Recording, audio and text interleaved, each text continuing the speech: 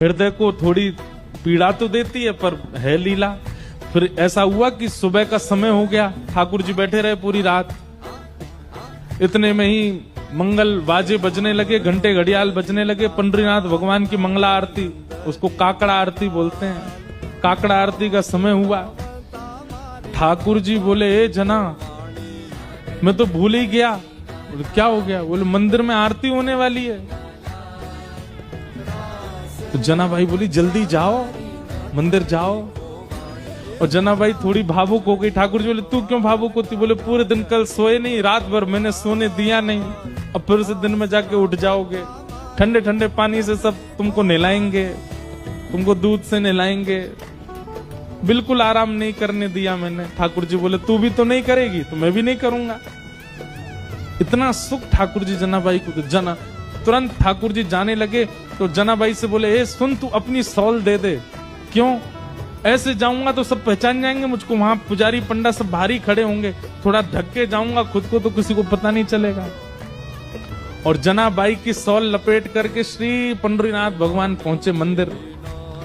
बाहर पंडा पुजारी खड़े थे चुपचाप। ठाकुर जी मुंह ढकढका के भीतर घुस गए। पंडाओं ने सोचा कोई होंगे, भीतर के सेवक होंगे। और भीतर जाकर के ठाकुर जी जैसे ही अपनी वेदी के ऊपर खड़े हुए ही थे, इतने में ही कपाट खुल गए। सॉल उतार ही नहीं पाए ठाकुर जी। और ऐसे जैसे खड़े भये कपाट खुले, सब लोग जय जयकार करने लगे, पंडरीनाथ भगवान की जय, रुक्मिणीनाथ भगवान की जय। वहीं दर्शनार्थियों में नामदेव जी खड़े थे। नामदेव जी ने जैसे ही ठाकुर जी को, नामदेव जी का नियम था रात्रि शयन के दर्शन करके जाते थे, फिर सुबह मंगला में आते थे। रात्रि शयन में ठाकुर जी इस सॉल में तो नहीं थे। और नामदेव जी के घर में ही सेवा करती है जना बाई।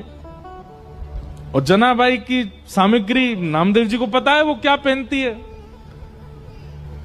नामदेव जी तुरंत बोले, ये सॉल तो मैंने कहीं देखी है जो पंडरीनाथ पहने, रात में तो नहीं थी, ये सुबह कहां से आ गई?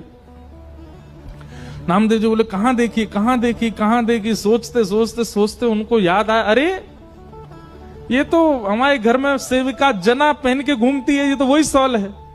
उसकी कढ़ाई आदि बिल्कुल वैसी थी। तो कई बार आश्चर्यचकित वस्तु दिखती है तो आप अचानक से बोल पड़ते हो, और नामदेव जी बोल पड़े, ये तो जना की सॉल है। अब नामदेव जी जितनी देर सोच रहे थे उतनी देर वैसे ही मंदिर में बड़ी भगदड़ हो गई थी। क्यों? क्योंकि जैसे ही कपाट खोले